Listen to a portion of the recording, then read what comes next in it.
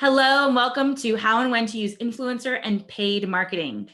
Do you wonder when or how or if you should be using influencer marketing? If you're a brand that wants to leverage influencer marketing or has wondered about why a program didn't work for you, this interview is for you. Today, I'm speaking with Laura Knapp, a strategic digital and influencer marketing professional of more than a decade. Laura is the CEO and founder of Uplift Unlimited, a digital marketing consultancy group, and co-founder of Lexon Park, an influencer management agency. She'll explain what all that is in a second. Laura has worked with notable brands including AT&T, P&G, Tommy Hilfiger, and many more. She's also served on the board of directors for Social Media Club LA and served as the on-camera digital marketing expert throughout the first season of TLC's Global Beauty Masters. Welcome, Laura, and thanks so much for joining us at the PR Essentials Summit. Thank you for having me. I'm so excited to be here virtually. Yeah, it's a kind of a funny format, but I love it. I love it. It gets us to be able to talk to lots of people. So I'm really excited about this. And I'm really happy to have you here today. And I think let's kind of unpack some of the titles I gave you here earlier in the beginning. I think one good question that we all have is, what exactly is influencer marketing and influencer management? Yeah, so they do sit on different sides of the spectrum. I have been working with influencers since they were not even called influencers and they were just bloggers. So the names have changed over the years, but on the influencer marketing side, what I do, I work with brands and agency partners to help build strategic influencer programs for them. So I'll do anything from building the strategy to identifying the influencers, to conducting the outreach, negotiating their costs, coming up with the agreements, the scope of work, making sure all the reporting's done. I'm serving more as a marketing agency in that regard, where on the management side of my business through Lexon Park, we manage influencers. There is some crossover, so from time to time as I'm building client programs on the Uplift Unlimited side of my life, I'm able to tap into the Lexon Park side of my life. But not always. Like I can definitely keep them separate as needed. But the Lexon Park side is really, we manage these people. This is who you're picking from, and brands and agencies come to Lexon Park saying, I want to work with influencers. I know what I want to do, how I want to do it. Who do I work with? And we say, choose from these 20 people or 30 people, however many we have on our roster at that time. We currently represent over 20 women. We are exclusively women, most of whom are moms, and they're nationwide. So actually what you brought up is a really good question, was these people come to you with knowing what they want. And a lot of people that we're talking to today, they don't necessarily know what they want, and they don't know what to kind of come up with. So what are the things you must have in place before starting an influencer marketing program? And what are like the wants? Like, what are the things that we can get out of that? Yeah. So if you're a brand or an agency who represents a brand, as you're thinking of, I want to work with influencers, all the cool brands are doing it. How do I do this? Or what do I need? You need to start with an objective. What do you want out of it? Do you want to gain more Instagram followers? Do you want to generate sales? Do you want to generate site traffic? So know what your end goal is, and then back it out from there. Who are you targeting? Who do you want to follow you? Who do you want to purchase your products? And then the third thing really that you want is you want to have a path to action. So is that action the following, the purchasing, the site visit? So if you're putting your product in someone's hand, make sure it's the right person. Make sure you have enough of that product, and make sure. And if your objective isn't to sell the product, and your objective is to gain a follower, make sure you have enough people to support you on the back end to interact with that new follower. So you need an objective, a product, and then you need a support team or a path to action, someone to implement that action. I'm going to go off script a little because you brought up another good question. Who helps me figure out all that? Because if I'm a startup founder or an entrepreneur who maybe isn't really familiar with marketing or PR, doesn't have that kind of like marketing background, like, are you as an agency, are you kind of guiding us through that process? Are you coming up with that? What exactly am I giving you to come up with those things? Yeah. So in that regard, if you have a small team or you're a sole entrepreneur and you don't know where to begin, that's when you call Uplift Unlimited and you say, I don't know what to do. I know you do influencer marketing. Help me build a plan and help me execute it. And we can do anything from giving you a strategy and letting you run with it, or we can do the full on execution. It's those who know what they want to do come to Lexington Park. Okay, got you. Got you. Yeah. Yeah, those are very like, I guess, sister kind of agencies, right? Yeah, exactly. Exactly. Okay, so this is kind of, we're starting to unpack a little bit here. So then when I like come and like, let's say I want to start working with influencers and I've picked, like, we've come up with a plan with Uplift, and now we're with Lexington Park and we say, okay, now we need some people.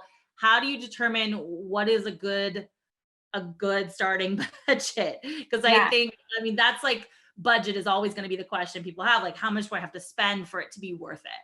Yeah. So, and that's where I see brands kind of fall into two categories. You're either coming to the table with a budget and you say, I have this much money. Tell me how many people I can work with. Mhm. Or I don't care how much it costs. I really want to work with this person and I will put all my eggs in one basket, which I don't really recommend. I recommend approaching it with an open mind, because I think that having more than one influencer per campaign or per program is really going to be more beneficial. So typically I think brands should come into the idea of influencer marketing with a budget in place. I have $20,000 over the next 3 months. Who do I work? Who fits within my budget? Versus having like your eye on a particular person. Right. Well, and I think that's funny because it's like almost like the opposite of PR, where in PR, you really want quality over quantity. And I think in influencer marketing, you want to see your stuff everywhere, a little bit of Yeah. everywhere. Yeah. Okay. So are you saying that 20,000 for 6 months is a good budget? What numbers are we talking here? Yeah, you know what I would really recommend? How about what's the minimum and like what's the average so that people can get a feel? Yeah, I would say there are influencers that will do things for trade depending on product and also depending on the influencer. Influencers like 12,000 followers, and let's use Instagram kind of as our baseline here. So influencers with 12,000 followers and less are more than likely going to accept plenty of things for free, especially if it's a high dollar item, like a trip, like a car, in leasing a car. That's how those things work. Right. But a higher priced, even a TV, like things that are higher price or take a longer time to decide. Those type of influencers, really like 15,000 less, will take those type of products on trade for the most part, not always. And it also depends on the demand. Even if 10 to 15,000 follower influencers in high demand, they're not going to make time for something free when they know they're getting paid from so many other brands. Right. But for the sake of the conversation, let's say that 12,000 to zero followers to 12,000 followers will kind of do enough for free if they find value in your product. 12 to 15,000 plus are going to charge. That the kind of benchmarks are 10,000 followers on Instagram, because that's when you have the ability to use the swipe up link on your Instagram stories. 20,000 followers is another milestone. 40,000 is another milestone. 70,000, 100,000. There's kind of like these milestones that put you in that next tier. Okay. So really anyone between 15,000 followers to 100,000 followers are going to charge you about anywhere from 500 to 2,000, give or take, maybe 3,000 per Instagram post plus story. So yeah, no, that totally, I was actually going to jump into this. Okay. So, cause I've had this problem myself. So just everybody be aware, we all have issues when it comes to social media, figuring it out. There has been like that, the diversion of like post versus a story, 3 frames, 2 frames. I don't even know what any of that means. But I'm guessing the premium placement is like a post, and then a story is kind of like a sub premium because it's not as sticky. Is that kind of right? Yes. And I think that's how a lot of brands think. However, on my side of things, what I'm seeing a lot of is the consumers are watching and interacting with stories much more than they are an in-feed post most of the time these days, because it's just it's like a scrolling TV screen as you're watching your stories come across your page. It's the Right. first thing you see when you get into your Instagram app. The photos take longer to scroll through, longer to click. It's a little bit more of a, you have a decent amount of dead time in your day to go through your feed It's versus a different clicking. experience. Yes, the benefit of a story is you have a swipe up. So it will allow a user to go to your website, to go to your product page, to go to your microsite, wherever you want them to go. An in-feed post does not have the ability to link out. And what I hear oftentimes is brands come to me and they're like, but Instagram story only lasts for 24 hours. Like, what's the value in that? You can make it a requirement that your influencer partner, especially if you're paying them, that's really the difference, is you're able to pay. When you pay, you're able to call the shots. Mhm. So when you're paying, you can say, hey, influencer, you need to make sure that your Instagram story is saved as a highlight. And then it will live, and you have to keep it as a highlight for a year or whatever the case may be. So Oh, that's smart. yeah, Yeah. a lot of our holiday campaigns require that because they want something to remain during all of Cyber Monday or Thanksgiving Like the weekend. whole week or something. Yeah. Exactly. Yeah. So those Oh, type of and a lot of brands miss that opportunity. Either they forget to ask for it or they kind of poo-poo the idea of Instagram stories. But I really see value in Instagram stories. Something else, because this will probably come up later around Jeannie, but as again, if you are paying an influencer, you have the benefit of asking for their insights, being able to review drafted content. There's so many more benefits. But when you're reviewing their insights, one thing you can also see is how many taps did that person's viewers go to your own brand's Instagram profile, if that makes sense. okay. Oh, You can like see not only the journey from their story to your profile. right. So okay, you worked with Celeste. She drove on one frame, just one little frame. She drove 115 clicks to your website, and let's just call it 20 what they call sticker taps to your profile page. So you Oh, know that that person is a valuable partner, and you're not even looking at your own back end analytics on your brand's website, but just looking at the influencers insights, you're able to know how much traffic did they drive to your site, how much traffic did they drive to your Instagram profile. So I think there's a lot of benefit in the stories. yeah, that sounds good. Yeah, I didn't consider that, especially with the links, the swipe up. Yeah, Like that's yeah. really important. The other, Um, I will say, just throwing this out there, yeah. and something just launched today too, I'll tell you. But Instagram, or this week, Instagram launched the ability for one more tool within the platform to link out, and that's IGTVs also can link out. Within the description, you can have an active link, and that's the And only how other. have you been seeing the uptick for IGTV? I don't see it. I don't really see it like I see it used a little bit. I don't know. Maybe I don't even notice it. I'm not sure. It feels like so organic in there. It seems like it's a longer video. Yeah, I don't it know. is, because both IGTVs and Reels perform better if the influencer or user puts them uh, through their feed as well. So it will live in their Reels section, it lives in their IGTV section, but it also lives in the feed section. And so you're watching it just like you would an in-feed post. Okay. Um, Reels this week launched the ability for people to tag brands in their reels, which wasn't possible before. So that's a new. Oh, Instagram's okay, always cool. changing. Cool. So they're kind of meeting the needs of the like demand right now, especially since everyone's doing all kinds of marketing online. Right. Yeah, absolutely. No, that totally makes sense. Okay. So let's say, okay, we figured out we have a budget and then like we figured out some influencers that we like.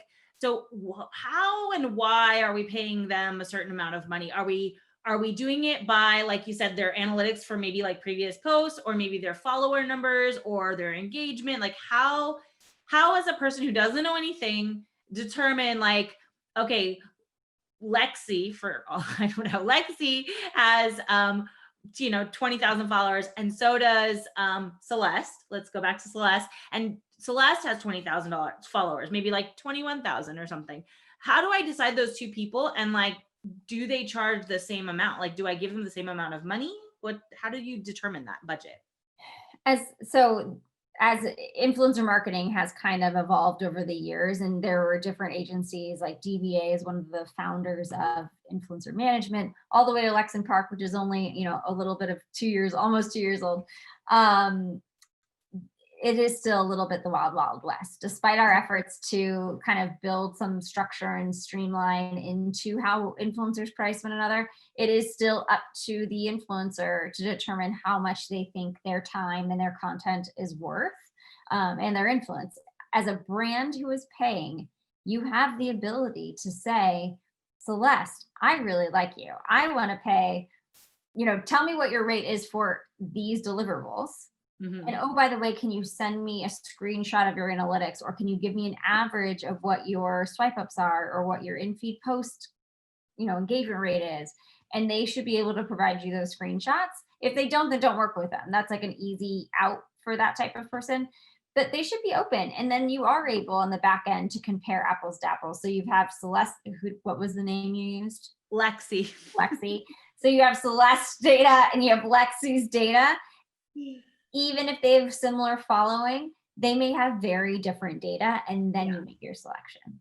Okay, so you can push back. I think that's one of the things. Sometimes a lot of people, especially people who maybe don't have enough time to go back and forth or don't have this knowledge that you're sharing with us today, they might feel like they can't push back. Absolutely. On these Yeah. influencers. And I mean, having worked most of my career at agencies, you get a little like starstruck by these influencers because you watch them and you follow them, and you're the one that like pitched them to your client because you really like them.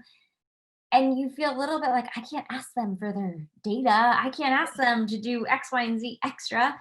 But yeah, you can. You're the one with the dollars. Like, you have the power to ask for whatever you want. And that's even when you're working with someone, like if you go to Lexon Park and you're like, how much does Celeste cost? Come ask us. We will give you the data. We will give you her rates. So it's, you have, as the person paying, you have the power. Yeah. Okay. That's good to know. That's very good to know. Not much has changed in business then. Right. What's interesting, that's a really great point, Regina. I will say a lot of brands and agencies put a junior level person in charge of influencer marketing. It's exactly, you and I started our careers around the same time, and I know that. And over the years, you and I have seen how brands put the most junior level person in charge of social media. Yeah. We're seeing the same thing with influencer marketing as far as like Instagram influencers are concerned. Mm-hmm. It's half the time it's a junior level person, so they don't have the maybe confidence to push back. Right. I would say to that person watching this panel, this summit, it is, you have the power. You're the one paying.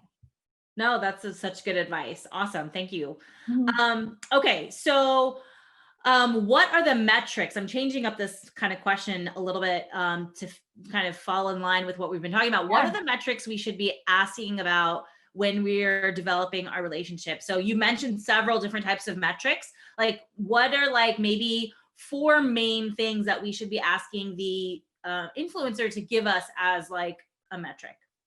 So the metrics to ask an influencer when deciding who you want to work with would be, and these are, I'm going to use the phrases that you should use in your emails. Okay. Instagram story Instagram story reach 14-day view. Okay. Instagram story impression 14-day view. Instagram post reach 14-day view. Okay. And also I would ask for Instagram story link clicks 14-day view. And so you think like that 2 weeks is a good time, like good way to know roughly what that's going to be for real. Yeah. And you know what? The 14-day comes up as the default. And so if you're having them like click the little arrow to select 30 days, you're probably never going to get what you're asking for. So just I see. Keep it easy.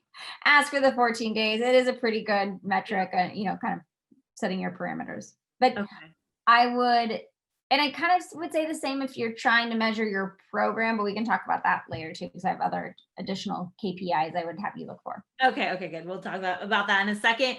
Okay, so what would you, how do you know if it's like going well? Like, let's say you're like, okay, I've picked 3 influencers, I've paid them, I've given them my like graphics and my links. Like, how do I know that it's a successful program? Well, first of all, I would say as the person paying, You don't have to pay until after they've gone live. And you Oh, can put that in the agreement, like, please send the invoice once content has been published. nice. If it's a large dollar amount, like a $10,000 deal, and you're working with them for multiple like one person for multiple months, you could say, the influencer could negotiate with you and say, please pay me half up front, half at the end, or something like Right. that. But the general like $500, $1,000 program, we're typically not, most brands typically do not need the invoice, and most influencers don't need to be paid until after the content goes live. And payment terms are usually 30 days Okay. because they're, sole entrepreneurs. How do you know if it's going well? Yeah.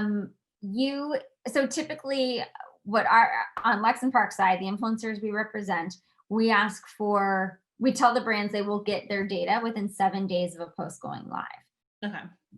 All the things we all know, Instagram. So Instagram stories, even if you have Instagram stories live for 24 hours and then you have them saved as a highlight, the data only lasts for 24 hours. Oh, You only calculate what happened in that 24 hours.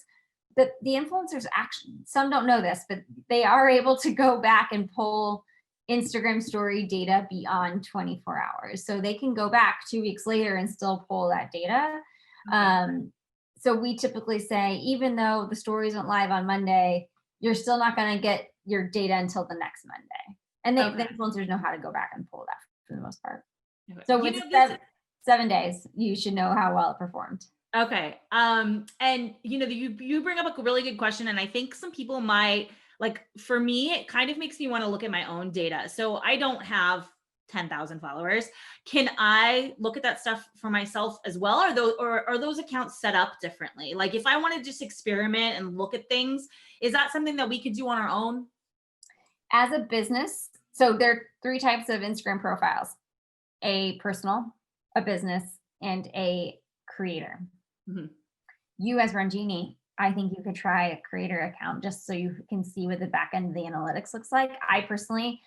I'm not an influencer, but I do have a creator account because I want to see what my influencers see. And I could show, if you wanted to see, I could show you what it looks like. But it is cool to see those analytics. Also, whether you are the Silver Telegram, Lexington Park, or Uplift Unlimited, for those businesses, I have business accounts and you get the same analytics. There are different usage. So, like, a creator can add music to their content on Instagram stories. A business account cannot add music because Oh, there's interesting. copyright issues. But those are just different nuances that I would recommend all influencers have a creator account, and all businesses that don't want to be influencers have a business account. What And if then, it's a yeah, brand? Should the brand pick influencer or should they pick creator? Like how, a which, brand should pick a business account. okay, okay, Yeah. okay, got it. Wow. Okay. So that's really interesting. So I can go in and like, if I wanted to represent myself and become an influencer, I would be a creator and then have those analytics. Yeah, and the difference between, you'll notice this when you're looking at someone's account, but a creator account will still have like a contact button or an email button, where you as a person just have a message button, which is DMs. Yeah. Yeah. Okay. Okay. But businesses are given also email, business location, like you can right. do, there are more contact opportunities. And has that always been the case? Because I mean, obviously I've set up business accounts before and I don't think Yeah. I had that option. I think at most I had a individual and a business option. I don't Yep. think I've had a creator option the whole time. I want to say, I'll have to look this up to give you the real answer, but creator account, I think, launched 2.5 to 4 years ago. Okay, so I haven't launched anything like a creative, I guess. Exactly. Exactly. Okay, cool. Okay, so we talked about like all these different little nuances, what we should ask for, what they should entail, how do we know it's working? Now, we talked a little bit about measurement, and so I'd love for you to dive into those tools that you were talking about on how do we measure a campaign. Like, let's say, okay, I did a campaign and I want to see if it worked, and I want to see if I should do it again with the same people. Like, Yeah. what are the measurements? What should we be monitoring? How should we be doing that? Yeah, no, that's a great question. So if you aren't using a third party tool, which I've done many, many times, third party tools, especially the small business, they can get expensive. And if you, especially if you have a team, whether it's yourself or an assistant or full time, 1 or 2 full time people, this doing it manually is not too difficult, Mhm. especially if you're running like a 3 to 10 person influencer program. If you're running a 50 to 150 influencer program, you probably want to use a third party platform. Yes, that's a lot of people to track. Yeah, there are so many great ones out there. But generally speaking, if you are doing this manually, 7 days after the program, or after the post goes live, you require that the influencer sends you screenshots of every story frame that mentioned your brand, plus the insights of their in-feed post. And do you put this in the contract beforehand? Mm-hmm. Yeah. Yes. Okay. Yeah. And also I would put in the contract that you need pre-approval, especially if you're paying them, you should get pre-approval of the content that goes live. That's just another benefit of paying them is as the brand, you have control over the messaging that's being said. Right, right. And you can ask for edits usually in the contract. You could put 1 round of edits. Oh, nice. Okay, great. Yeah. So what I do on the Uplift Unlimited side, especially for my clients, especially when we're doing influencer programs that are anywhere between 5 people to 10 to 15 people, we'll put all of the insights in a spreadsheet where we're tracking likes in feed post likes, in feed post comments, reach, and impressions. And then for stories, we're tracking typically tracking the link clicks, the swipe up, Right. and the reach and the impressions. Sometimes we'll track that sticker tap KPI because some of our clients want to try to increase following on their Instagram accounts. And this is one way you're able to track, okay, how many people did that person, you can't see who followed them, but you can see how many people actually visited that profile page. Right. And for the link, we could just use a custom link that maybe is a trackable link, right? Absolutely. Yeah. You can create it. Bitly is a free option. Yeah. I think if you do so many Bitlys, you have to pay for it, but Bitly is a free option, generally speaking. So that's a great tool. Otherwise, there are ways, I don't know exactly how to tell you how to do it, but if you Google how to create a UTM code, you can create a UTM code per influencer so you can track that person's performance. Another way to track is to give them a discount code. So if you're giving them, if you are an e-commerce retailer and you're like, I want you to buy my superfood granola, and everyone gets I see what you've been shopping for. Yeah, my sister actually just launched a superfood granola company, so it's top of mind. But so let's go back to Celeste. So you want to give you want to give all of Celeste community 10% off. You would create a code for Celeste 10, and then Lexi gets a Lexi 10. So you're able to track who's performing the best. So this is basically like we've turned our influencer program into an affiliate program. Yes, but you're not necessarily paying them for it. Oh, you're just tracking. You're giving them an upfront payment and saying, hey, I want to partner with you. And I want to give special features to your followers. Right. Here's 10% off to all of them. But on the back end, you're like, but I'm tracking you. Yeah. So then and on that side, I would really give the performance, because so many people these days, as they see something come through on their Instagram stories, they're taking screenshots, like especially with codes. So I think as long as that code is active, that's how long you should be tracking for. Okay. Yeah. And you think you should put like a timeline on that code because it's kind of like crazy. The codes are everywhere. They're everywhere. But my point is too, it's like you should get your insights from your influencers within 7 days, but track on your back end longer. Okay. Yeah. And I would also say I've had a lot of brands ask me this question of like, hey, influencer, we want to work with you. What's your typical ROI? Mm-hmm. Well, and then brands get upset when an influencer does not know the answer. But the truth is the influencer usually doesn't know that answer. Right, because they don't get access to your stuff. Right, yeah. Right. And so on the flip side, if any influencers are watching this, like, don't feel bad if you don't have that answer. Like, just say, sorry, I'm not privy to that information, but I can tell you how many link clicks I can drive. Yeah. So it's, brands have to understand influencers don't have that information. Neither do the influencer managers. Okay, cool. That is so, like, you've given me and everyone here so much information in such a short amount of time. I really appreciate your time. Thank you so much. I wish I could ask you more questions because I have like so many little micro questions that emerged, but if I'm correct, we have a special link where people who watch this video can schedule a 20 to 30 minutes consult with you and kind of get their answers, right? Absolutely. And you know what I do during those calls typically is I'll advise you whether you need someone like an Uplift, which Okay. would be a marketing agency format, or if you need someone like a Lexon Park and you just need to see your roster and pick and choose who you want to work with. So I'll help. Yeah, I would love to take a call from anyone. Okay, great. Well, thank you so much. I think this has been very, very useful. We have some really awesome takeaways from this. I hope everyone can apply this knowledge today and kind of go and start investigating. I would encourage everyone to kind of play around with their Instagram, look through and kind of identify maybe all the different types that she mentioned. So like potentially like an individual account versus a creator account versus a business account. And you could start seeing and identifying the differences. And I think having this knowledge is, a part of being able to build the strategy. But of course, it does take time and effort. So I'm sure Laura could help you guys with that if you need it. But thank you for participating in our video today. And yeah, I mean, we'll talk soon, right? Yep, absolutely. Thanks, everyone. Thanks. Have a good night. Bye. Bye.